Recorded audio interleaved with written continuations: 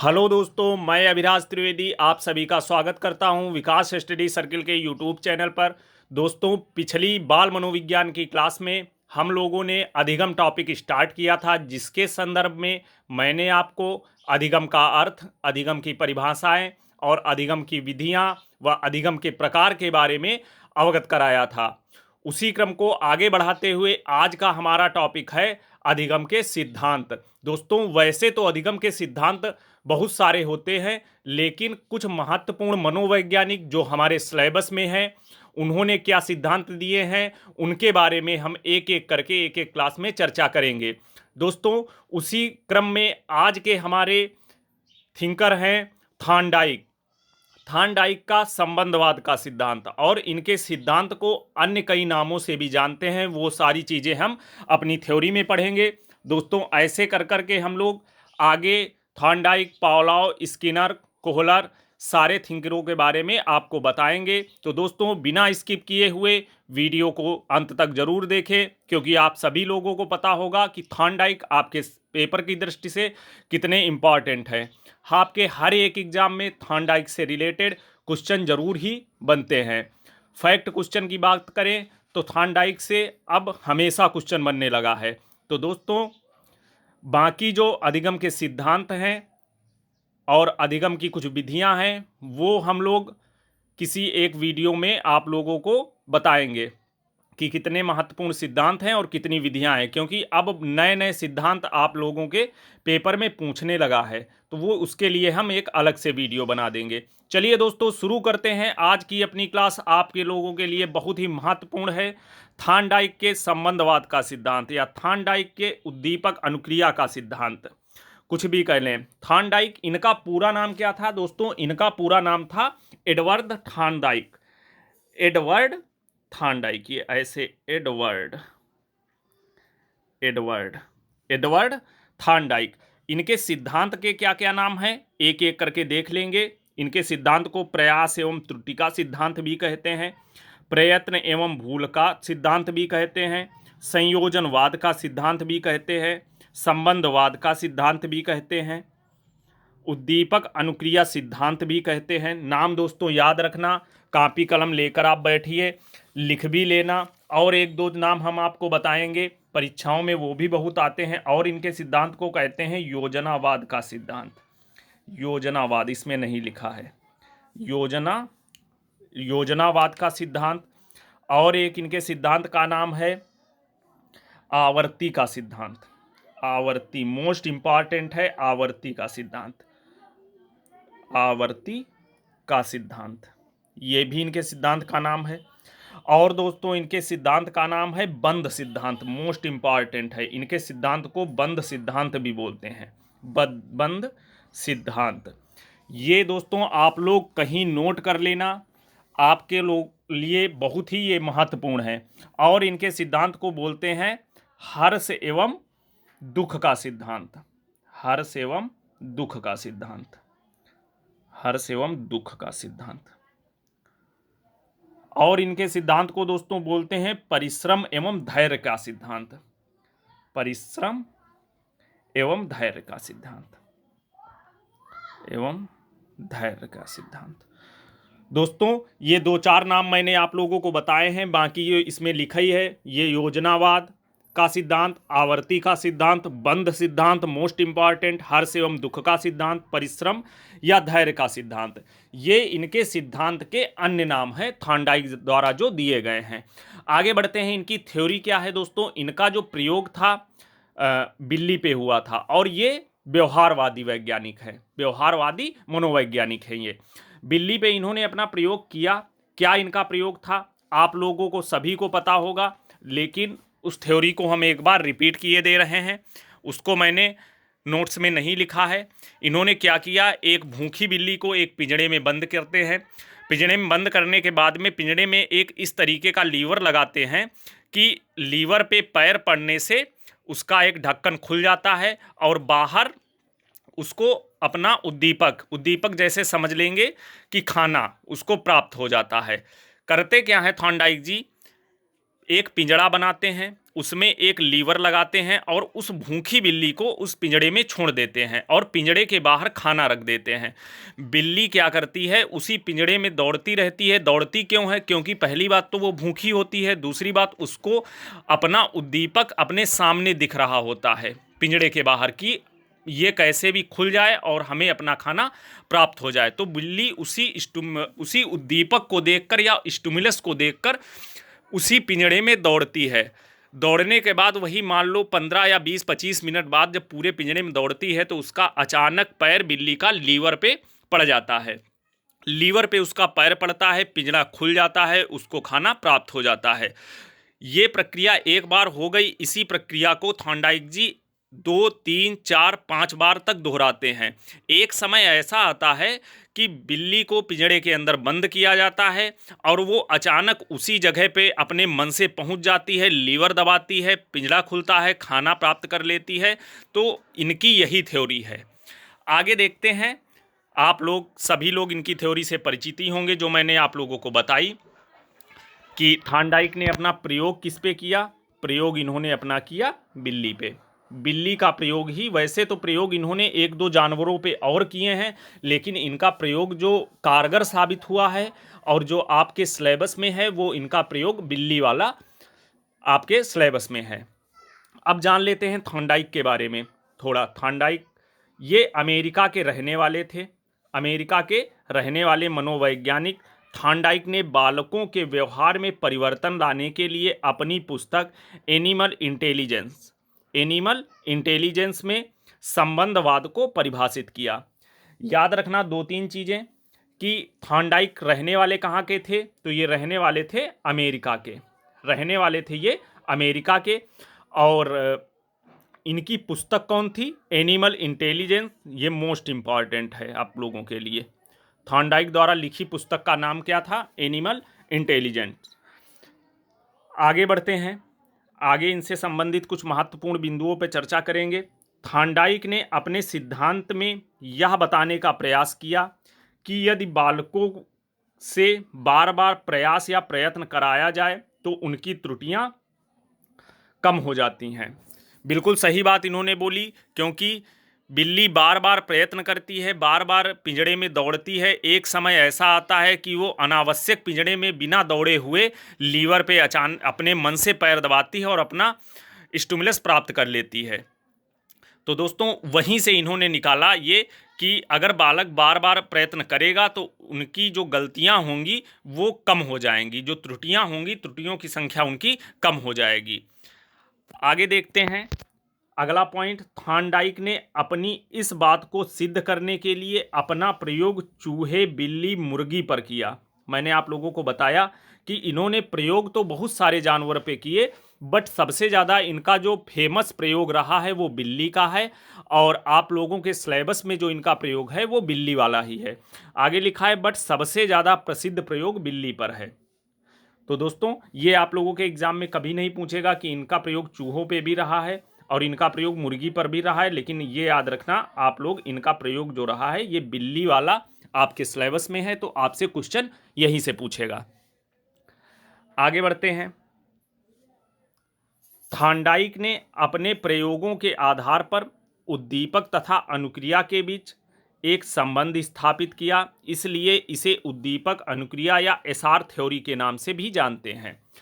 यानी कि इन्होंने अपने प्रयोग के संबंध को स्थापित करने के लिए इसे उद्दीपक अनुक्रिया सिद्धांत, और उद्दीपक को ही बोलते हैं स्टिमुलस और इसको बोलते हैं, अनुक्रिया को बोलते हैं रिस्पांस। यहीं से ये स्टिमुलस रिस्पांस से ही निकला है आपका ये एसआर थ्योरी। तो इनके सिद्धांत पे आप लोग विशेष ध्यान दीजिए कि इनके सिद्धांत के क्या क्या नाम हैं, क्योंकि अब साइकोलॉजी में इनके ना ही आपसे प्रयोग पूछता है, बहुत रेयर केस में भले पूछ दे कि इनका प्रयोग क्या है, इन्होंने कितने नियम बताए हैं, कितने मुख्य नियम, कितने गौड़ नियम, अब बहुत ही कम यहाँ से पूछता है।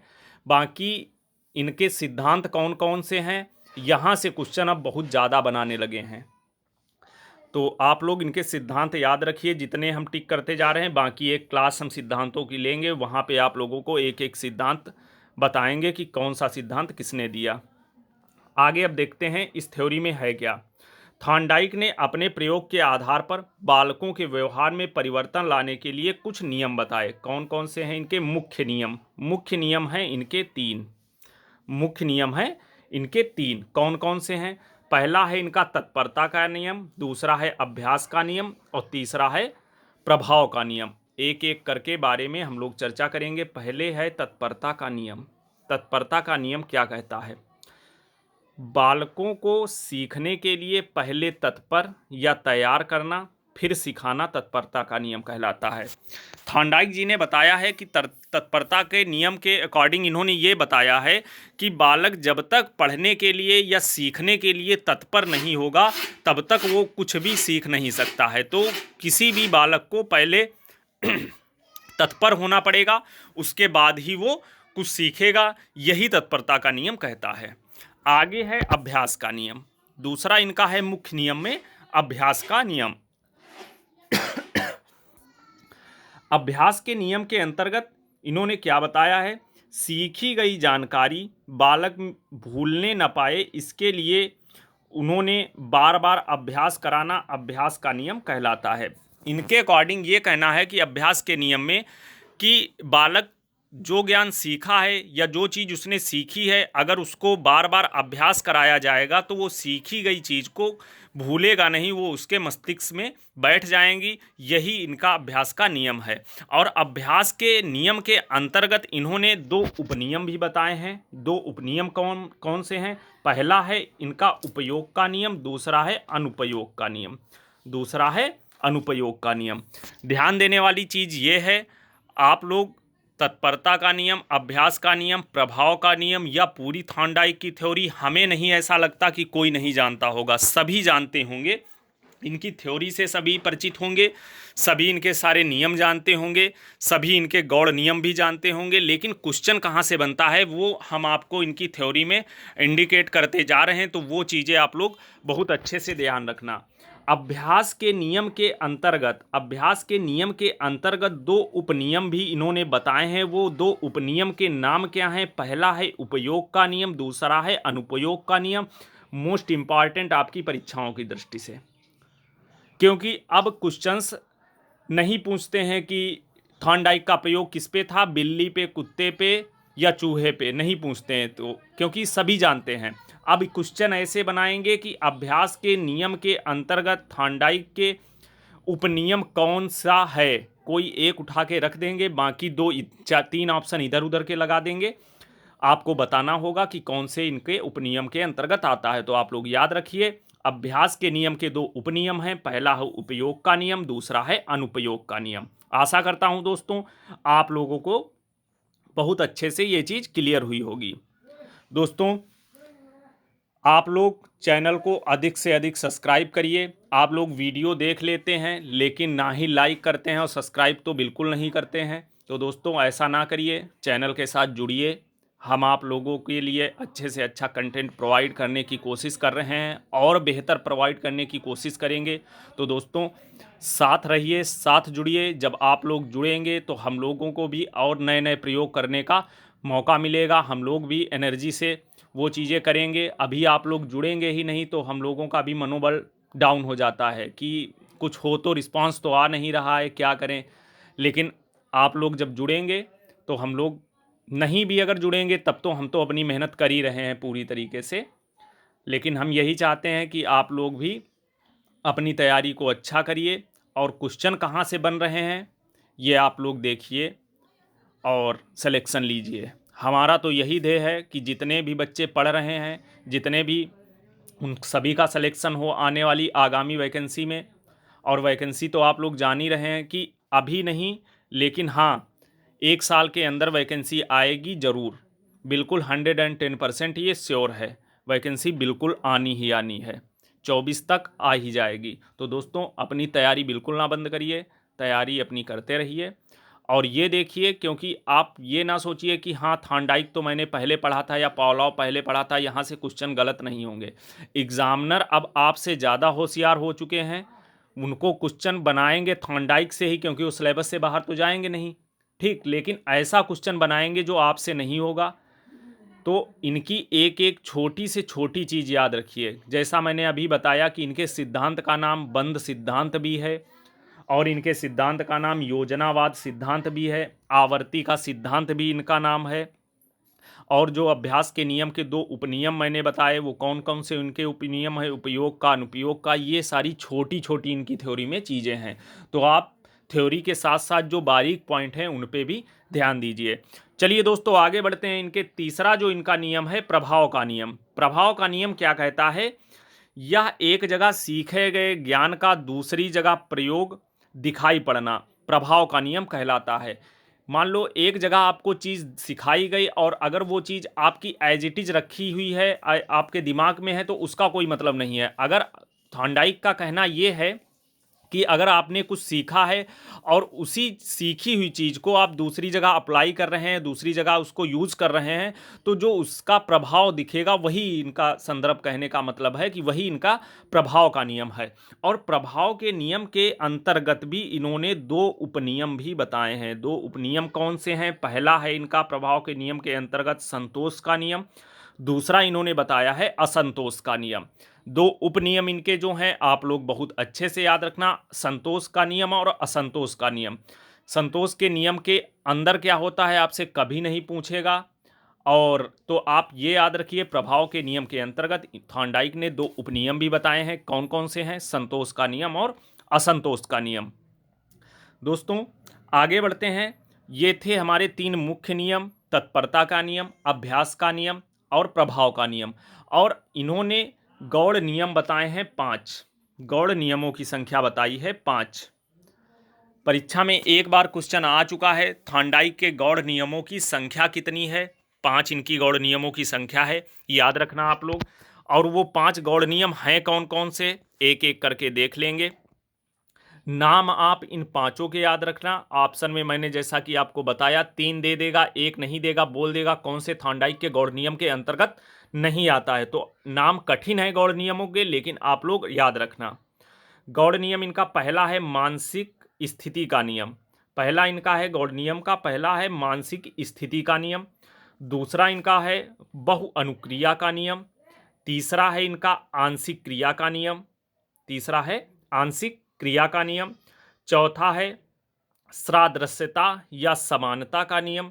पांचवा है सहचर्य स्थानांतरण का नियम। पांचवा है सहचर्य स्थानांतरण का नियम। तो गौड़ नियमों की संख्या इन्होंने बताई है 5। गौड़ नियमों की संख्या बताई है 5। पहला है मानसिक स्थिति का नियम, दूसरा है बहुअनुक्रिया का नियम, तीसरा है आंशिक क्रिया का नियम, चौथा है सदृश्यता या समानता का नियम, पांचवा है सहचर्य या स्थानांतरण का नियम। तो दोस्तों ये थी थॉर्नडाइक की थ्योरी। और एक चीज़ मैं आपको बताऊं, इनकी कोई ना कोई थिंकर या कोई ना कोई मनोवैज्ञानिक कुछ भी लिखता है तो ऐसा तो है नहीं। अभी भी आप लोग देख रहे होंगे कि हमारे समाज में कोई भी कुछ कहता है तो आलोचनाएं तो होती हैं, आलोचनाएं स्वाभाविक बात हैं। तो इनके सिद्धांत की आलोचना क्या थी ये आप लोगों से परीक्षा में कभी नहीं पूछेगा, लेकिन आपने थ्योरी पढ़ी है तो आलोचना के बारे में भी इनके जान लीजिए। इनके सिद्धांत की आलोचना जो थी, इनका सिद्धांत रटने पर बहुत बल देता है। सही बात है। इन्होंने जैसे इनके प्रयोग में बताए हैं इन्होंने कि भूखी बिल्ली को वो ये छोड़ते हैं और वो बार बार उसी चीज़ को रिपीट करती है। उन्होंने भी अपने थ्योरी में बताया है कि बच्चा बार बार अभ्यास करे, तो यानी कि बार बार अभ्यास करने का सेंस ही यही हुआ कि बच्चे को रटाने की कोशिश कर रहे हैं। तो इनका सिद्धांत रटने पर बल देता है, यही इनके एक सिद्धांत की आलोचना थी। दूसरी इनके सिद्धांत की आलोचना ये थी कि इनका सिद्धांत जो है ये छोटे बच्चों के लिए ज़्यादा कारगर है, ना कि बड़े बच्चों पे। तो दोस्तों ये दो इनकी आलोचनाएं थी, ये भी आप लोग ध्यान रखिए। बाकी ये आज हमारी थॉर्नडाइक की थ्योरी थी। कल की थ्योरी में हम लोग स्किनर को पढ़ेंगे। दोस्तों एक बार फिर से देख लेते हैं कि थॉर्नडाइक से आपकी परीक्षाओं की दृष्टि से महत्वपूर्ण बिंदु इनकी थ्योरी में क्या है, याद रखना। थॉर्नडाइक पूरा नाम था एडवर्ड थॉर्नडाइक, सिद्धांत का नाम था संबंधवाद का सिद्धांत, और इनके सिद्धांत को कहते हैं प्रयास एवं त्रुटि, प्रयत्न एवं भूल एवं संयोजनवाद, एसआर थ्योरी, संबंधवाद का सिद्धांत, योजनावाद का सिद्धांत, आवर्ती का सिद्धांत, बंध सिद्धांत, हर्ष व दुख का सिद्धांत, परिश्रम व धैर्य का सिद्धांत। और इनका प्रयोग किस पे था? बिल्ली पे। रहने वाले कहाँ के थे? अमेरिका के। और इन्होंने पुस्तक कौन लिखी? Animal intelligence. Animal intelligence. बाकी और देख लेते हैं। जो इन्होंने 3 मुख्य नियम बताए। 3 मुख्य नियम। पहला बताया इन्होंने तत्परता का नियम, दूसरा बताया अभ्यास का नियम, तीसरा बताया प्रभाव का नियम। तीसरा बताया प्रभाव का नियम। गौड़ नियम, और जिसके अंतर्गत इन्होंने अभ्यास के नियम के अंतर्गत 2 उपनियम बताए। अभ्यास के नियम के अंतर्गत इन्होंने 2 उपनियम बताए। पहला है उपयोग का नियम, दूसरा है अनुपयोग का नियम। आगे इन्होंने प्रभाव के नियम के अंतर्गत भी 2 उपनियम बताए। पहला नियम है इनका संतोष का उपनियम, दूसरा है असंतोष का नियम। बाकी इन्होंने गौड़ नियम भी इन्होंने दिए। गौड़ नियमों की संख्या इन्होंने 5 बताई। वो 5 गौड़ नियम हैं कौन कौन से? पहला है मानसिक स्थिति का नियम, दूसरा है बहु अनुक्रिया का नियम, तीसरा है आंशिक क्रिया का नियम, चौथा है सादृश्यता या समानता का नियम, पांचवा है सहचर या स्थानांतरण का नियम। तो दोस्तों, ये थी आज की हमारी क्लास। आगे हम अपनी बाल मनोविज्ञान की क्लास में स्किनर की थ्योरी के बारे में चर्चा करेंगे। दोस्तों, वीडियो को 1 से 2 बार ज़रूर देखें, आपको इनकी थ्योरी बहुत अच्छे से क्लियर हो जाएगी। दोस्तों, जैसा कि हम आपको हर एक क्लास में बताते हैं, हमारे चैनल पे Hindi, child development, current, geography, history, polity और करेंट, ये सारी क्लासें चल रही हैं। आप वीडियोज़ में प्लेलिस्ट में जाकर वो क्लासें भी देख सकते हैं। वो क्लासें भी आपके एग्ज़ाम की दृष्टि से बहुत ही महत्वपूर्ण हैं। तो दोस्तों, ऐसे ही अपना प्यार बनाए रखिए। चैनल को अधिक से अधिक सब्सक्राइब कीजिए, क्योंकि वही वाली बात है ना, जितना आप रिस्पांस जब अच्छा देंगे तो हम लोग भी और बेहतर से और बेहतर करने की कोशिश करेंगे। तो दोस्तों, चैनल के साथ जुड़िए और चैनल के साथ जुड़े रहिए, लोगों को जोड़ने की कोशिश करिए। मिलते हैं अपने अगले वीडियो में। विकास स्टडी सर्किल परिवार आप सभी के उज्जवल भविष्य की कामना करता है। जल्दी से आप नौकरी पाएं, जल्दी से आप सेलेक्ट हों। मिलते हैं दोस्तों अपनी अगली क्लास में। तब तक के लिए जय हिंद।